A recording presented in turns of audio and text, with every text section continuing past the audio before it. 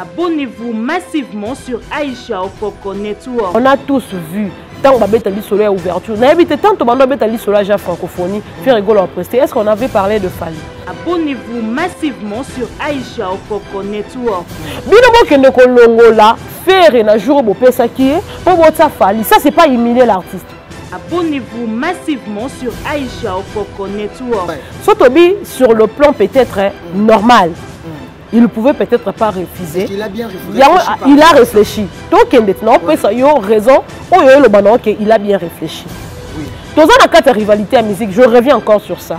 Dans la carte de rivalité à musique, Rival a Fali, il y a Ferré, c'est Fali. Rival a Ferré, il y a Fali, c'est Ferré. Abonnez-vous massivement sur Aïcha Okoko Network. Ferré n'a pas partagé à réseau mon côté. Je vais revenir sur le rêve. Raison. Quand on met sur raison, les gens doivent comprendre de quel réseau il s'agit. Oui. Je t'ai donné un exemple assez typique et simple. Bakimbangiste et Babalanana Bakimbangiste.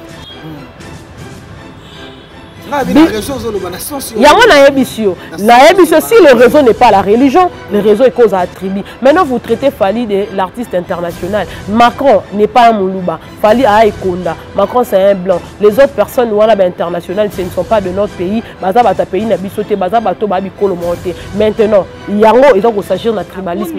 Allez-y comprendre de quel réseau il s'agit. Je suis en train de louer mon Dieu. Pourquoi? Parce qu'il m'a montré tout ça en rêve. Abonnez-vous massivement sur Aïcha Okoko Network. Babylon Congo Yango, ça se voit à l'œil nu. Comment est-ce que vous avez signé le contrat avec l'artiste? Vous voyez, ça a le 28, mais vous l'avez délocalisé pour le 4, juste pour notre Moutoumousous. Vous avez combattu. Donc, faire rigolo à l'autre côté dans Moko. Comment est-ce que dans son propre pays, il peut être traité de cette manière? Pourquoi? Pour le favoritisme, il y a un Fali devant faire un faible.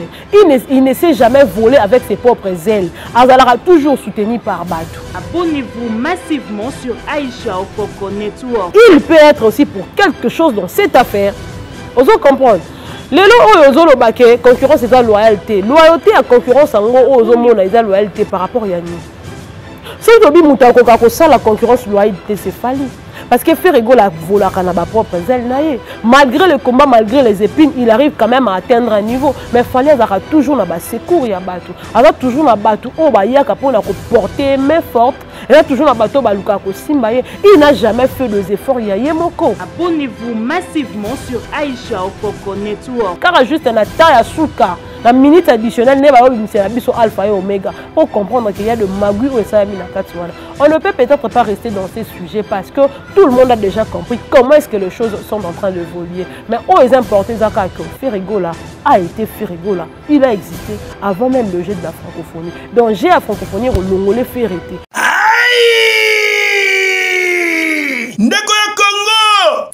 Produit de beauté, marque Pemisha. Eye pona kobimisa beauté ya basi lisusu po balingama kitoko. Oye salami pona basi o bazali na loposo ya mwindu pe na loposo ya métis. Tunanga nini? E salami na mwana mwasi oyo azali congolaise. Ye moko la beauté sans hydroquinone. Madame Stella Onakam. Produit de beauté marque Pemisha. Ezali na ba marque lokola. Tableau de beauté, crayon de beauté, tire-cils, fond de teint, cils, rouge à lèvres. Ya ba couleur nyonso et bongo mascara joli kitoko a mointe talatina star ya mboka Aïcha Okoko vrai chéri ya depuis Tongo journaliste d'investigation oyo asalelaka toujours produit de beauté marque Pemisha tala ye wana ndenga zali kongenga joli kitoko a mointe elenge a mointe neti kaka uti kobima na sachet ozo tunanga soki zwami wapi bazali kosala livraison tina ndaku partout dans le monde pona bana ya Kinshasa to ya RDC awa okoki kozwa yango na avenue Itaga numéro 243 na commune Lingwala to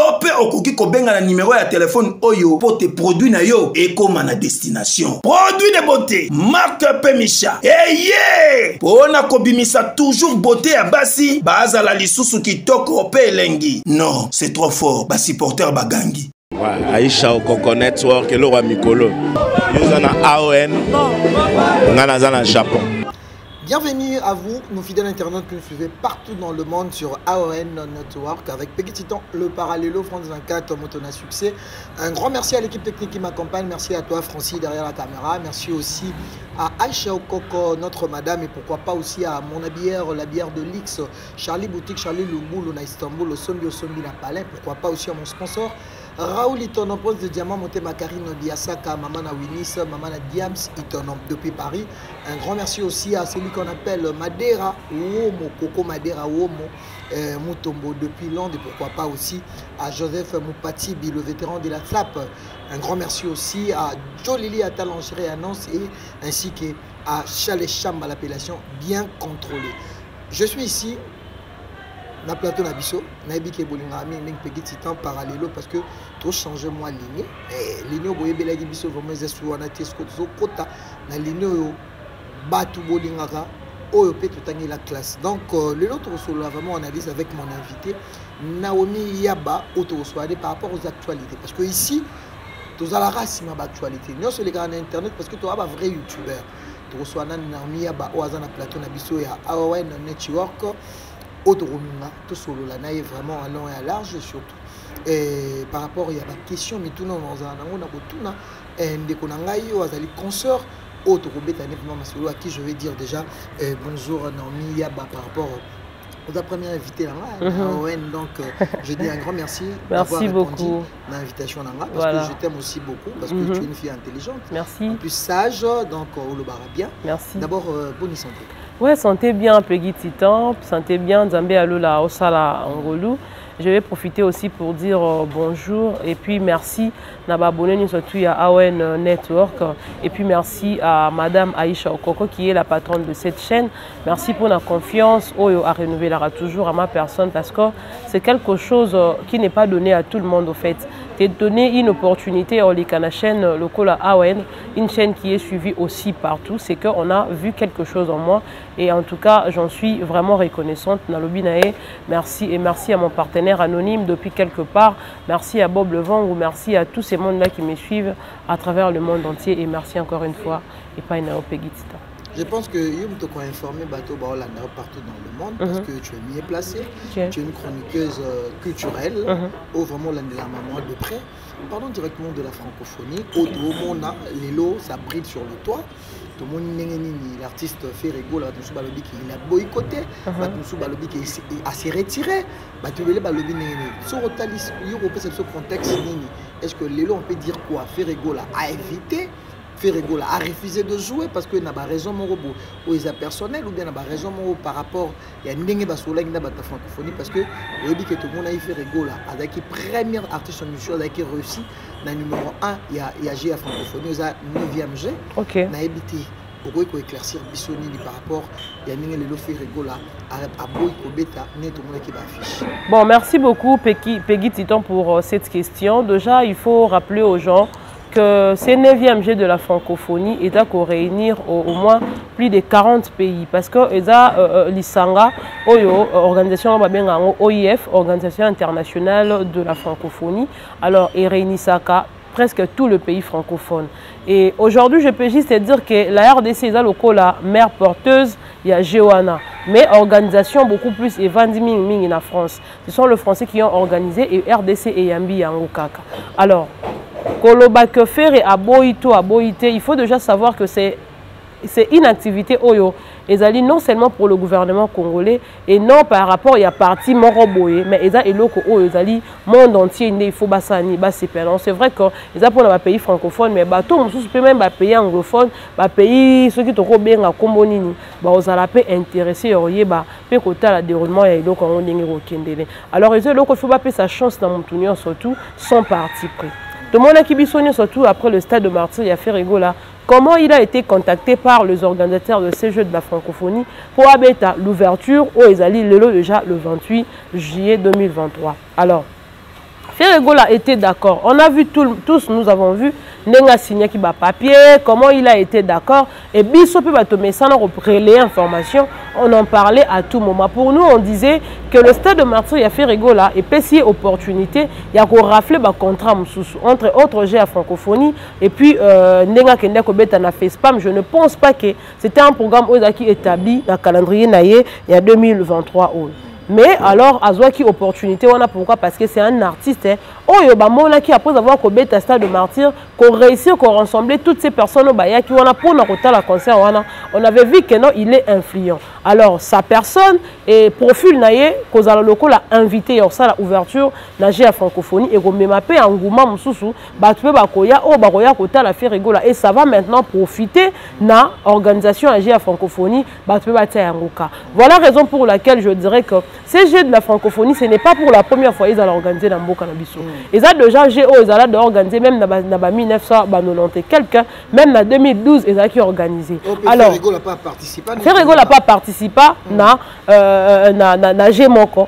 Alors pour n'a pas tout taper dans les détails. Angouma ils allaient penza avant, ils ont Angouma aux huiles loté. Beaucoup de gens battent en cas pourquoi parce que ebele ba fanatique, baza fanatique il a fait rigola. Ebele bato ba yo ka musique to bien ba mélomane la bonne musique, ba ebele ba yo ka pe musique il a fait.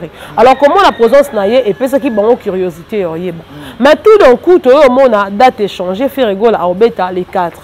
Pourquoi les organisateurs l'ont dit que moi et abeta sous na ouverture exacte pourquoi parce que ba organisateur ba français ils ont une équipe au France et au sanini ko ekobeta. Alors Ferrigo a été d'accord parce qu'il a dit que non ils ont eloko yo ba yaki ko solliciter nga to signer na bango contrat, c'est à eux de voir comment est-ce qu'ils gèrent leurs choses. Ceux qui ont les 4 c'est pas un problème. Pour la raison va pousser ils ont en tout cas na ko qui sont passés. C'est long to la profondeur, ça fait rigoler à non, on y arrive. Il y a date, il y a le 28. Le 28, tout le monde a dit analyse. Babi qui fait rigoler à Zaiki Mokolomoko, n'a pas de artiste à comboter. Par rapport à est-ce que les lots non offert à Pesa qui est en ouverture, mais tu es risqué, tu es monde plutôt que fait rigoler comme il est 4. Parce que tout le monde savait. Maintenant, laissez-moi un peu évoluer. Il y a un peu Batouana, Obaolobake, Ferregola, Azalokuta. Ce sont des personnes au Bazalakawana toujours pour l'analyse à la con avec l'idée de diminuer l'artiste. Moi, je ne pense pas. Raison où il faut pousser Ferrigola à l'obaki au salé loko boye tandis que ils ont un de réalité. On a tous vu tant que Betali Solo a ouverture. On a habité tant que Betali Solo a francophonie. Ferrigola a presté. Est-ce qu'on avait parlé de Fali? On avait parlé d'héritier, on avait parlé d'autres personnes. La personne qui était beaucoup plus reconnue en Betagé, c'était Ferré. Alors il faut savoir quelque chose. Les lots, comment fonctionner dans le monde, comment fonctionner les lots et comment le système a réseau. Les lots, on repère sur exemple, c'est typique. Les musulmans ont babala ming entre bango. Kimbangiste babala ming entre bango. Les témoins de Jéhovah babala ming entre bango. Et surtout que l'on a tribu très souvent on a balou babalinga ming entre bango. Pourquoi? Parce que favoritisme et comme trop na kata mambo les gens ko s'attacher na batu na bango pour que le pouvoir reste na kata eloko na bango. Alors lelo na kata système a lelo to comment na ba réseau réseau c'est-à-dire ceux qui sont dans mambo ya coutume dans mambo ya tribu et dans mambo religion. Déjà il faut savoir quelque chose. Lelo o batu ba comment benga faire rigola musicien local benga fali musicien international. Mais surtout bito kende pena ndenga logique de choses totale sur le plan international musicalement parlant on ne voit pas et loko fali à ça en termes de musique pena niveau international. Yango nazo kende non ce n'est pas une erreur ya communication. Yango no ok malem laissez-moi partir. Non, laissez-moi partir mollo. Quand Ferrigo là-bas, c'est qui va le 28, il a été d'accord. Mais quand on est venu pour changer la date, on a dit qu'il va jouer cette fois-ci les 4. Ndebo mona kaye ko sala sport. Ya koloba que non. Pour benga bagoloa ba mélomane na bonne musique après c'est bon rendez-vous l'esplanade ya palais du peuple pour nako pour prester baya ebele baya yoka. Mais tout d'un coup Ferrigo a changé d'avis. Il n'est pas si bête que ça, il n'est pas fou comme les gens peuvent le penser. C'est quelqu'un qui réfléchit. Sauf que bato balinga ko comprendre yété. Il faut comprendre quelque chose. Ngai ne doit vivre l'auto vivre dans le monde de rivalité. On sait que rival o azali rival principal to rival o azomona na miso bato rival a faire ses fali poupa. Alors bon on l'a fait rigoler en activité le 28 botaye le 4 pour nous favoriser Fali qu'est-ce que Fally a de si spécial que Ferré n'a pas? Mais Ferrego là, à l'administration, aujourd'hui, si on parle... Non, ça c'est pas question de l'administration. Écoute, s'il te plaît. C'est le problème de l'administration. S'il te plaît, il ne s'agissait pas de Hollandela. Zéla, il ne s'agissait même pas de Hollandela. Non, il ne s'agissait même pas de Hollandela. Ferré a fait ses spots. Pourquoi? Parce qu'on l'avait confirmé qu'au Beta, les 4 Tolongolio le 28. Oui, Tolongolio le 28, parce qu'il y a une équipe française qui va devoir jouer par rapport à l'ouverture. Parce que je t'ai dit ici que la RDC n'est qu'une mère porteuse de CG de la francophonie dans Katamboka.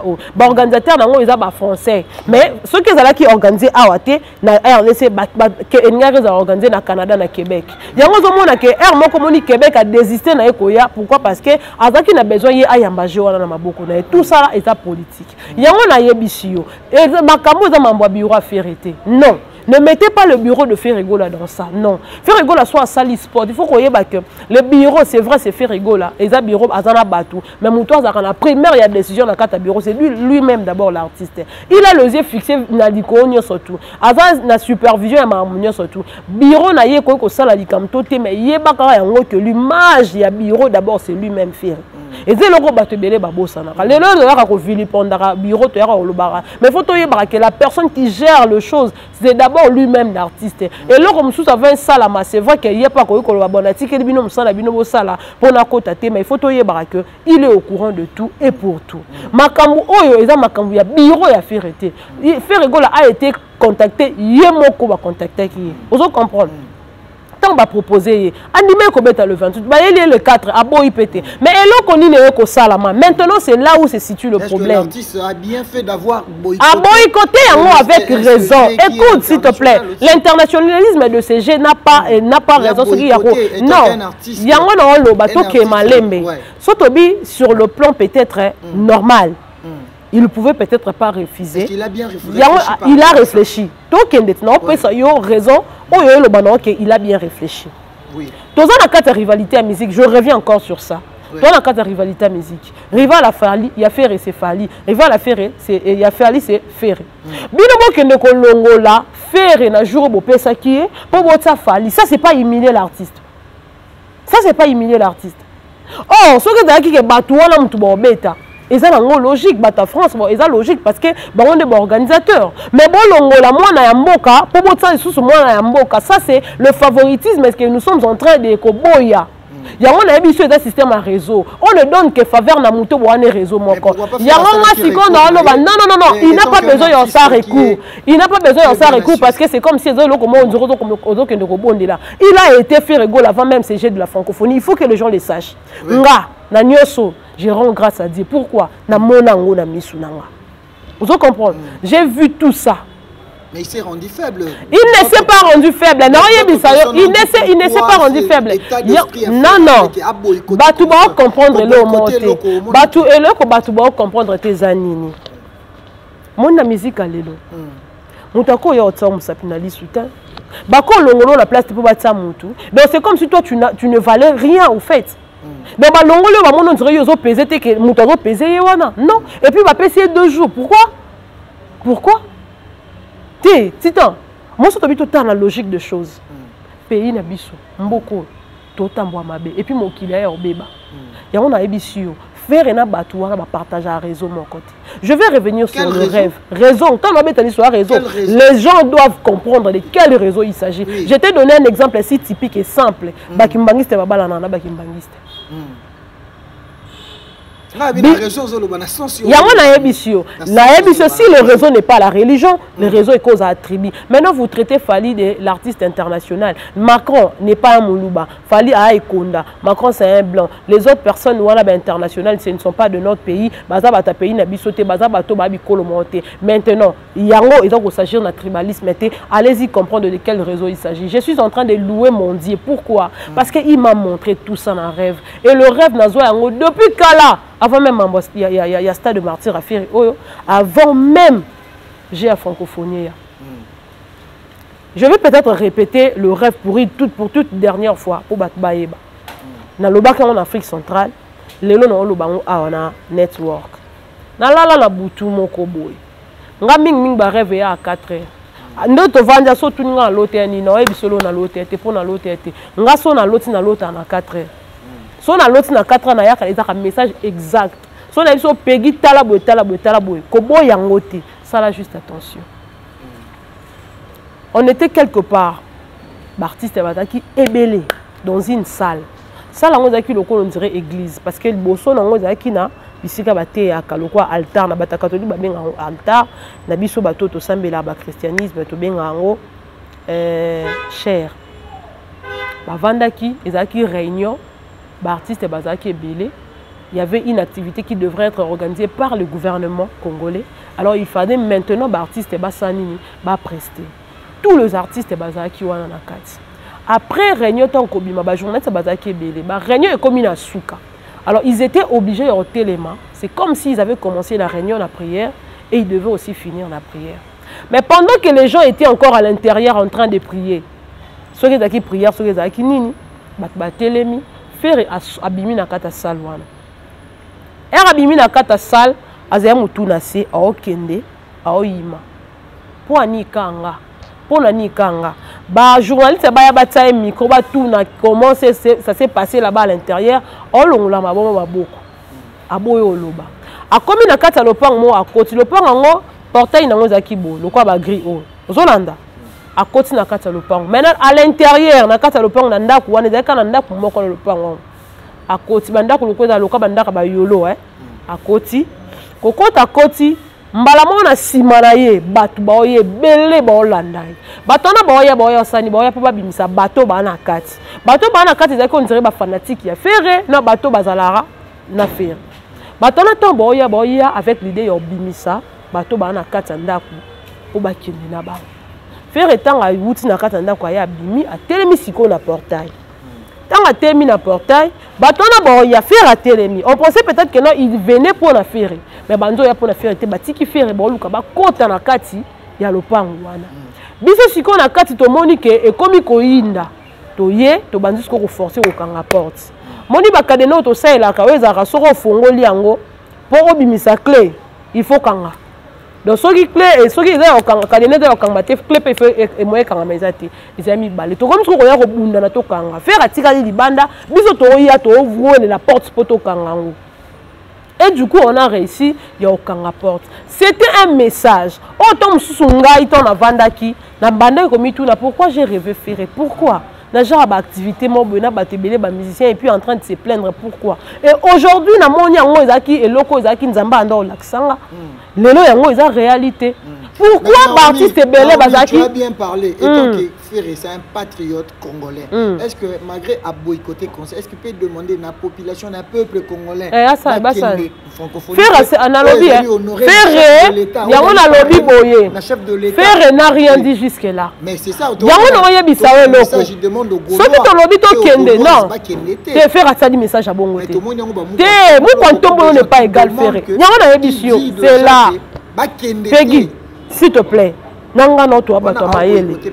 Au moins toutes les analyses que nous avons fait ici, on a salia. Et bimi na mnora faire te ngam na lobian. Faire étant mutu ya munene, leader d'opinion, patrimoine national nengo bengi wana, influenceur, mutu mayele. Il ne pouvait pas venir avec un langage si facile décodé pour nous comprendre. Il a utilisé pour des raisons de convenance personnelle. Il annule sa prestation le 4 août comme prévu, l'esplanade de la Palais du Peuple, na nous ya francophonie. Mais l'obité que na boyi parce que basala ki boyi. Mais biso loko la toza pe bato to sala ba analyse to mona ka loin, on a directement décodé que si l'artiste a refusé, et ça par rapport il y a humiliation balingi ba pesai. Ce n'est pas normal. Nous sommes dans un pays démocratique. Et le jeu de la francophonie, c'est pour tous les Congolais. Et on ne peut pas favoriser d'autres personnes en de faveur. C'est ça malamouté. Alors, Babylon, il faut télémer la Kayango. Ceux qui m'ont dit que vous traiter faire faible, ok, on accepte, il est faible à qui me fallait. D'accord. On appelle ça qui est francophonie. Bon, Luka producteur, à Luka espace, soit fikin, batsa fara. Comme ça, total, la faiblesse à faire face à Fali sur les années. Pourquoi tous ces pleurs, Naomi, tous ces pleurs ferré combattre? C'est un grand chanteur. Voix kitoko, mais pourquoi tous ces surtout bato bazaka na sima faire balela kaka que fait rigola aza combattu. Ya on a émission boy Peggy. Omoni Babylon musuza ku liloko bako beto li soloté. Et c'est là que mon a mis sous comprendre. Babilo Congo Yango, ça se voit à l'œil nu. Comment est-ce que vous avez signé le contrat avec l'artiste? Vous voyez, ça a le 28, mais vous l'avez délocalisé pour le 4, juste pour notre Moutoumoussous. Vous avez combattu. Donc, Ferrego là, à l'autre côté, comment est-ce que dans son propre pays, il peut être traité de cette manière? Pourquoi? Pour un favoritisme, il y a un Sabino Falib devant faire un faible. Il ne s'est jamais volé avec ses propres ailes. Azalara toujours soutenu par Batou. Vous comprenez? Le lobo bengue la biso est artiste international. Internationalisme a fallu musicalement parlant, tout le monde a un. Il n'y a aucun concert où il fallait à bêta et tika, tout le monde a un penza boy. Dans le niveau international, il n'y en a pas. Et puis, dans le international, est-ce que dans la minute où on a vu que concert où il faut bêta dans l'arène et menacer, est-ce qu'il y a bien? Est-ce qu'il y a bien que les Français vont saisir préfecture pour l'annulation du concert? Est-ce qu'il y a bien? Si vous avez international, il est aimé l'international. Comment est-ce qu'il y a un international? Il y a un réseau. Le col a s'attache à un bateau, Monique, bateau miné. Il faut comprendre qu'il y a un musicien le plus aimé, un musicien ou un talent, un musicien nini. Et ça tout simplement question de réseau. Faire un bango va partager un réseau mon côté. Bisson dit surtout que faire rigoler c'est un bouddhiste. Il y a d'autres pratiques na maram na bango et les katé. Donc na yena bango va partager réseau mon côté. Donc na mboko yo ceux qui font partager réseau mon na bango té arotikala peka kozala emete awando connaître ka ba bitumba zo connaître. Dans la minute so pona peso répondre ça simple. Et un coup de l'eau to bando luka ba combattre na nini yango zo mona lei. Pourquoi le nom de Zachary? Parce que Zachary ne représente rien à la francophonie. Il représente quelque chose. Aujourd'hui, tout le Gaulois, tout le monde sur le toit, et tout le monde peut, moi,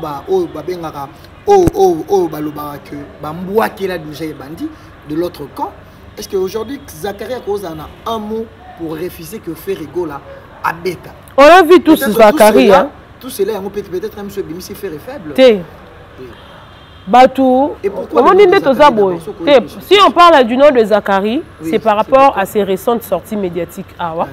On a vu Ndenga Bandai Kosala, Kobele Laka, faire un téléphone, on a besoin de faire son cas répondre à un message pour mon faire. On ne savait pas pourquoi est-ce que lui il nécessite de citer le nom de Ferrego là à tout moment. On ne savait pas la vraie raison. Vous comprenez? Mais dans le cas de la francophonie, c'est Zachary qui est le porte-parole de la francophonie. Ceux qui ont accusé Zachary, par rapport, il y a présence na Kati et puis il y a une déclaration où il y a en ce qui concerne le nom de Ferrego. Voilà pourquoi on est en train de dire qu'il peut être aussi pour quelque chose dans Kati à faire. Mais n'ayant pas d'ambition, le col y est abimaki à lobby boy. Il y a une influence morotée dans la francophonie. Aucun problème exact. Mais on a que c'est lui qui s'esquisse, s'acquise. Parce que Zachary ça les le quoi esquisse. Et puis directement il s'est accusé et pas il y a tout comprendre que non, il est pour quelque chose. Mais son influence est à un niveau entier. Mais il faut y avoir juste quelqu'un que les ali camboire. La concurrence faisait loyale, mais l'autre. Si il fallait ça la concurrence loyale. D'attaquer Zachary Baba mais à se justifier par le dit que non. Il n'a rien dit à Ebi Mamboana et les abattoirs francophones. Et par rapport à Batouba, imaginez par rapport à la peine Fali et à quoi que tu as fait repoiter, à quoi que peut-être c'est l'imagination. Et ça logique. Et imagination T. Et ça imagination T. Et ça logique. Et ça logique. Tu peux déshabiller Saint-Paul pour habiller Saint-Pierre parce qu'on a Saint-Pierre. Et ça logique. Et on a lobby. Dans un pays, ça y est, tort à 100%, mais il peut être aussi pour quelque chose dans cette affaire. Vous comprenez? Les lois, concurrence, c'est la loyauté. Loyauté à concurrence, c'est la loyauté par rapport à Yanni. Si vous avez la concurrence, loyauté, c'est fallu. Parce que Ferrego la vola kanaba propre zèle naïe. Malgré le combat, malgré les épines, il arrive quand même à atteindre un niveau. Mais il fallait avoir toujours na secours ya batu. Alors toujours na batu oh ba ya kapona ko porter main forte. Et là toujours na batu ba luka ko simbaye. Il n'a jamais fait des efforts ya yemoko. Vous comprenez? Le lobo comment bimisa fali munene na misu ya faire. Nyo so twana ni par rapport ya système de G. Yeba yango muto aza en code ya famille. So bali ba pesa en code ya. Quand tu as changé mon salaire, tu as un salaire micro. Tu as un salaire na bakiti na balabala. Au sali pe plateau, de toute façon payer au mata. Batu boye baté mais payer au mata boendeni. Un code ya oba pesio et fulo kanelo ko ça. Ba nous so mona te ka ngu bana ko aka na desa kombi fo na ezaka desa kombi. A changer te mais na desa kombi wana kaka. A tongela ma pangu, atangisela ngo bana pourquoi un code ba pesio. Lelo o po ba fula fali. bon c'était que changer métier ça là bon non bon ça les la kaka ndenge musala ça la mais bon ba kotisi système na bango il y a favoritisme parce que bazomona te qu'est-ce que fait Ferrego la kozongisi la bango en retour parce que déjà nous ne partageons pas le même réseau.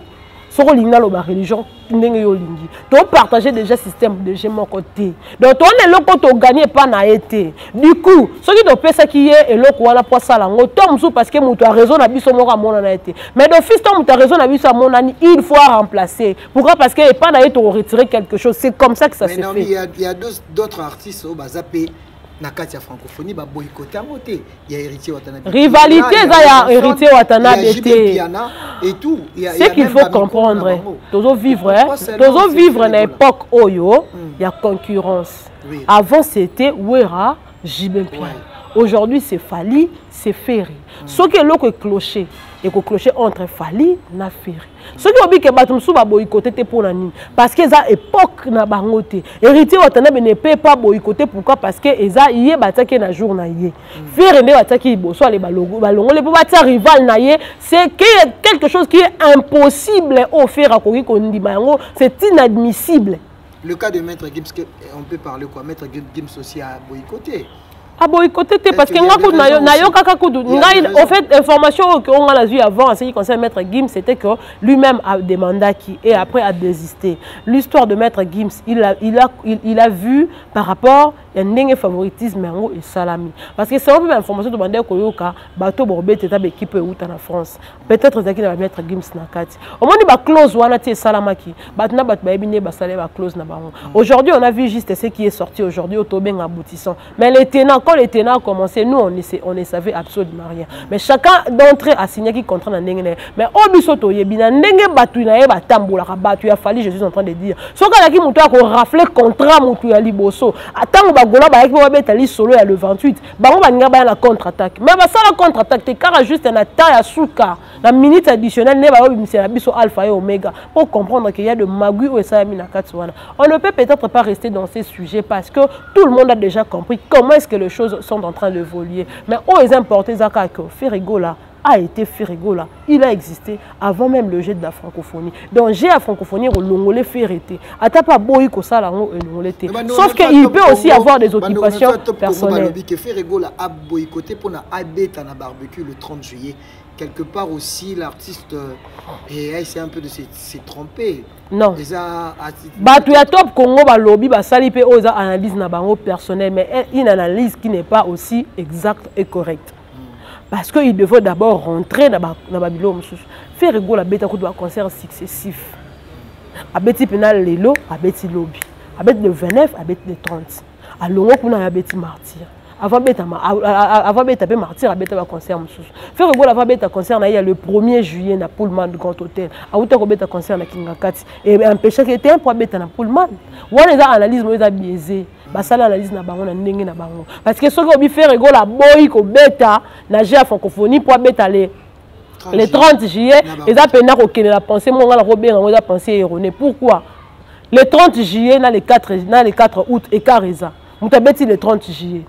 On attend au paiement les 31, les 1er, les 2 et puis les 4 à Québec de la francophonie. Bon, pendant les 3 jours, on a repos. C'est à raison que ça va été. On les a analysé, les a biaisés. Il faut juste comprendre. Que ça moi parce que tout le monde est vers la fin. Est-ce qu'il y a une différence entre l'artiste local et l'artiste international?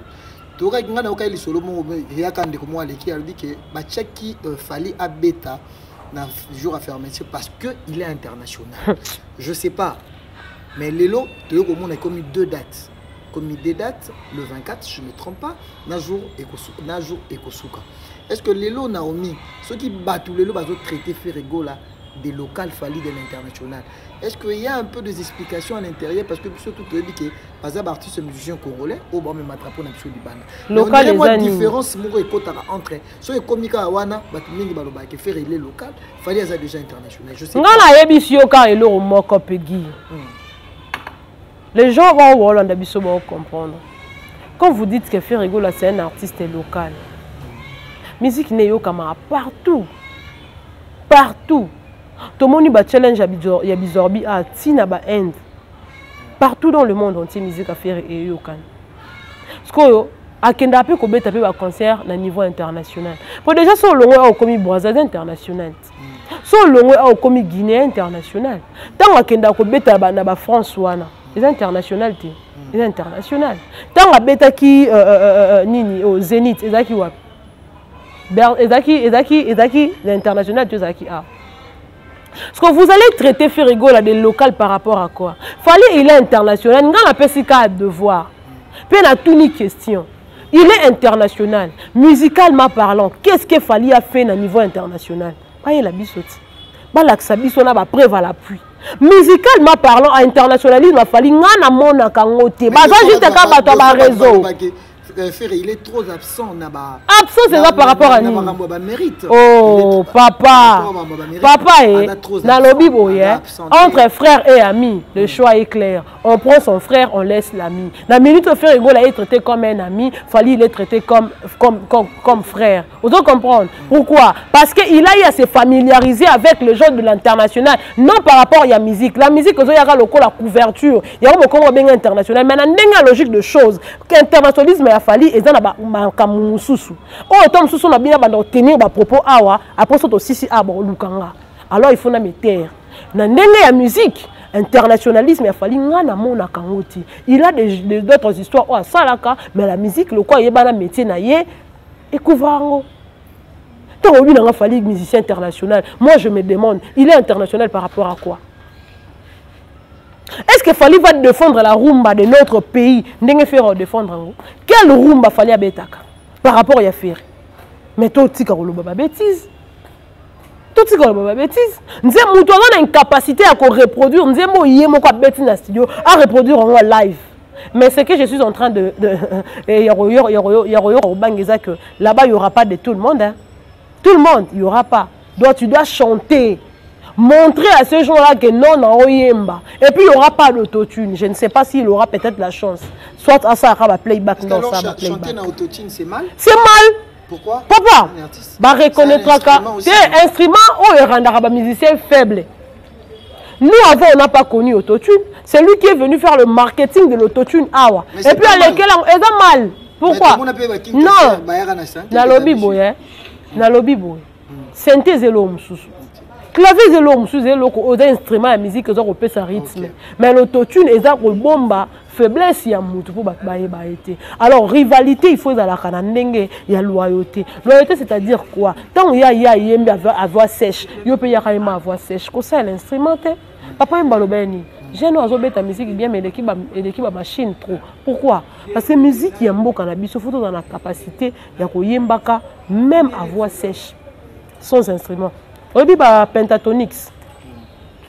Bango ba yemba ka na voix na maboko. Ils n'ont pas besoin d'autres instruments, au guitare, au clavier, au nino micro, basa et la ngote. Ils ne chantent qu'avec leur propre voix na ba maboko na bango. Ils se servent des instruments au eza ya bango moko naturel. Ce qu'on yebi sangai que autotune eza mabete. Parce qu'avec autotune yo poko yemba to bengo musicien. Pour ça au côté studio na voix na yo oyemba. Ce que tu es un musicien. Or, différence entre Peggy Titan, Nafer et Tona Fali, et la façon dont on produire en live et pas bateau boyo kabang. C'est ça qui fait la différence entre Yom Toye Maraté na bateau bayemba. Maintenant, ce qui rend Fali faible encore devant Ferré, c'est par le fait qu'il est incapable de reproduire ce que lui-même a fait en studio, en live. Il ne sait pas le faire. Autotune et ça rend fainéant. Voilà pourquoi, à ce niveau, il n'arrive pas à faire des efforts. Parce qu'il y a que non, on a fait. Merci Naomi Yaba. On va essayer un peu de parler, de communiquer au Tomoni ce matin. L'artiste Richie Watanabe avec groupe Naïm Kimba, na Guinée équatoriale. Le mouvement a eu un accident. Je pense que tu as vu ça sur le toit. Donc tu as monté internet. Je ne sais pas, artiste a pu foyer au presté à la francophonie. Un mot. Il y a consolation, et surtout parce que les artistes sont musiciens pour défendre musique nabiso surtout Namboka Papaya. D'abord, quand il y a une image, il y a artiste à l'accident, il y a musicien.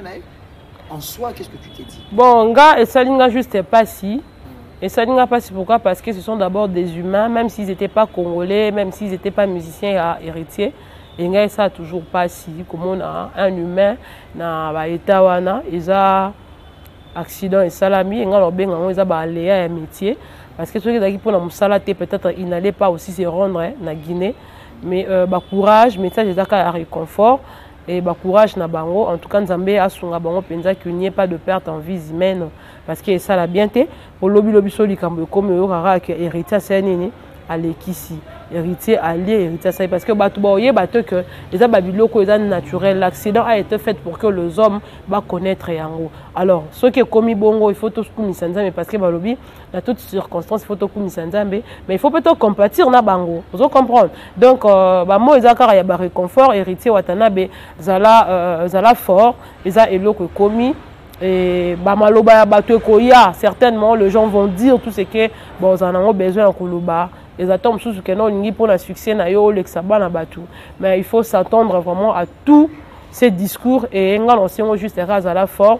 Nzambe ya sungabino bo s'en sortir que mutupenza soit dégâts ya makasi azalate pour que bo continuer chemin na bi. Na mi ya ba point to kanga parenthèse na biso elo oni okoloba surtout na ba fidèle internaute ba Olanda biso na marambozo le kana entre Ferrego la Fali Zakari Bababa surtout l'âge de la francophonie 9e jeu n'a évité aux amoutons maïlés, batbako retenir d'abord Nini et surtout la mambo tout les cas. Bon, c'est que les gens doivent retenir la ligne jusqu'à oui. Et ça c'est pas. Ils ont déjà francophonie au bêta, c'est pour tout Congolais. Ou à Monica qui participer, sauf que Bagola Balobé ok na bangote parce qu'ils étaient intéressés à Okende. C'est parrain na bangote ba senga kiko. Bagola ba kende te. Ba parrain na bango banane. Regardez le robot, il y a un parent, il personnes matures et puis ils sont censés. Et ils sont aussi responsables de leurs propres actes. Vous comprenez?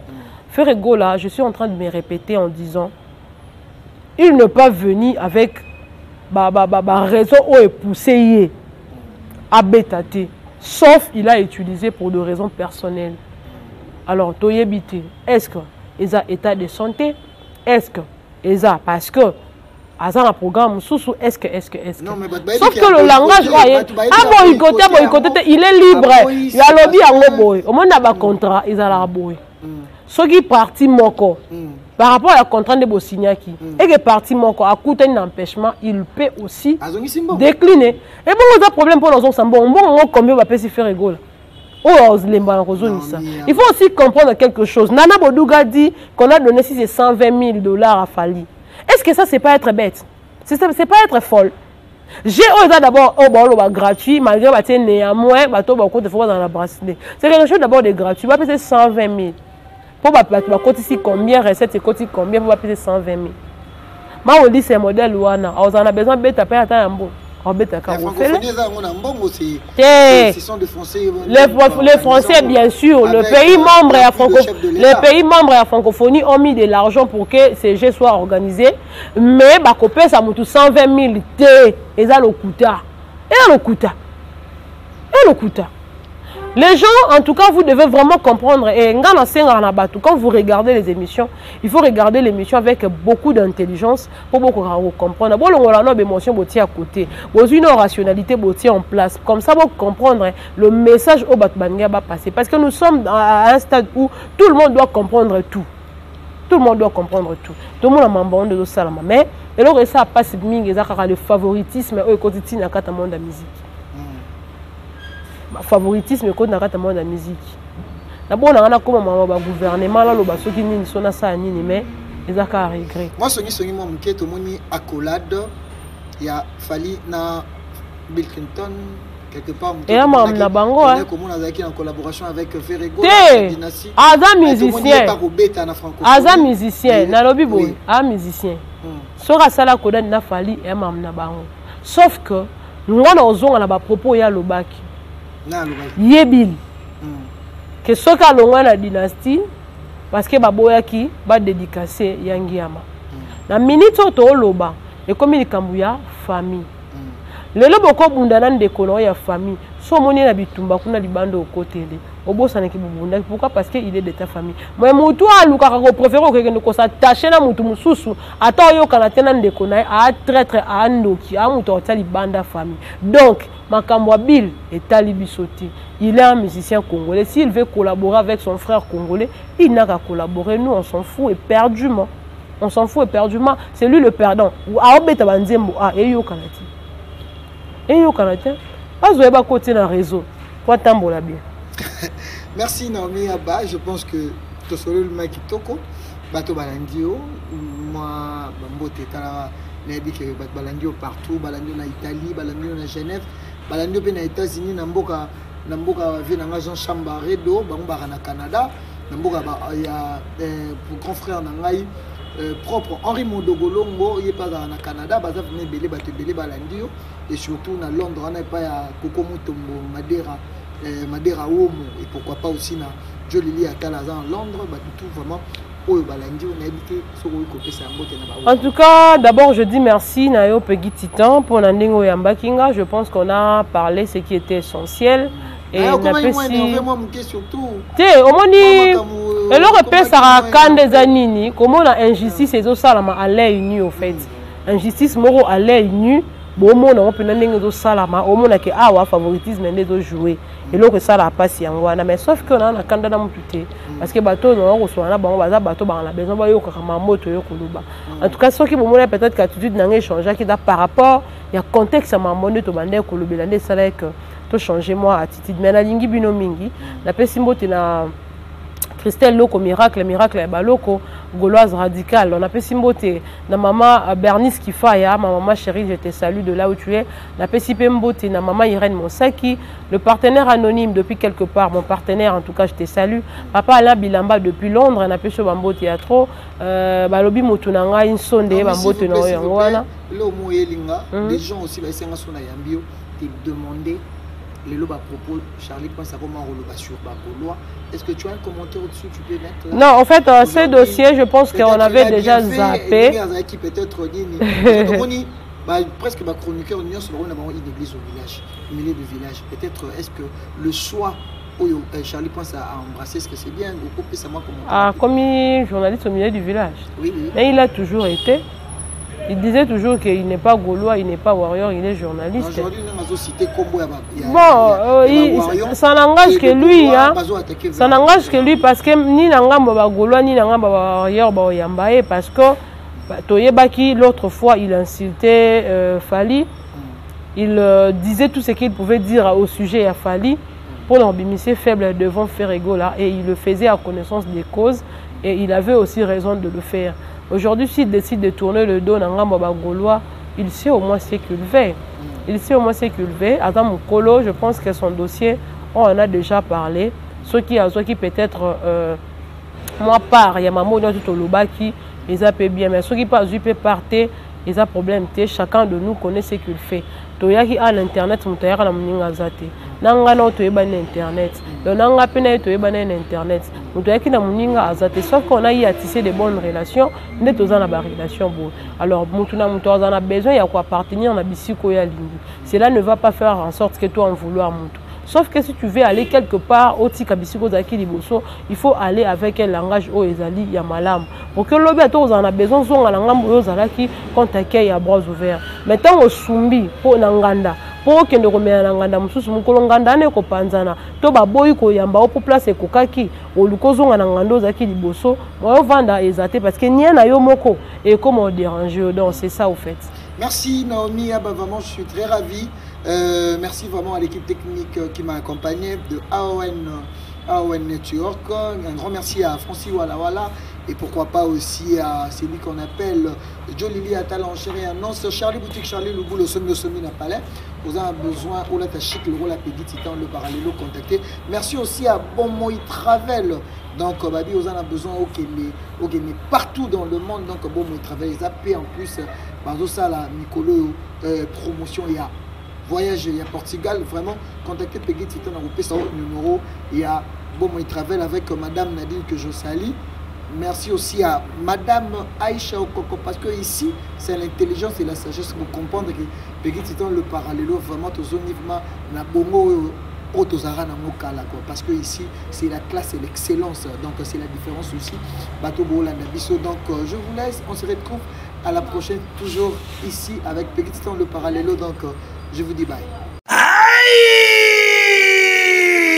Ndeko ya Congo, t'as la produit de beauté marque Pemisha eye pona kobimisa beauté ya basi lisusu po balingama kitoko oyo esalami pona basi oyo bazali na loposo ya mwindu pe na loposo ya métis. Tuna ngai nini esalami na mwana mwasi oyo azali congolaise ye moko la beauté sans hydroquinone Madame Stella Onakam. Produit de beauté marque Pemisha ezali na ba marque lokola tableau de beauté, crayon de beauté, tire-cils, faux de teint, cils, rouge à lèvres, ya ba couleur nyonso et bongo mascara joli kitoko a moyen te. Talatina star ya mboka Aisha Okoko, vrai chéri ya depuis Tongo, journaliste d'investigation oyo asalelaka toujours produit de beauté marque Pemisha. Tala ye wana ndenga zali kongenga joli kitoko a moyen te, elenge a moyen te, neti kaka uti kobima na sachet. Ozo tunanga soke zwami wapi bazali kosala livraison tina ndaku partout dans le monde. Pona bana ya Kinshasa to ya RDC awa okoki kozwa yango na avenue Itaga numéro 243 na commune na Lingwala to pe okoki kobenga na numéro ya téléphone oyo po te produit na yo ekoma na destination. Produit de beauté marque Pemisha eye pona kobimisa toujours beauté ya basi bazala lisusu kitoko pe elengi. Non, c'est trop fort ba supporter bagangi. Aisha Okoko Network, le roi Mikolo. Nous sommes à AON, nous sommes au Japon.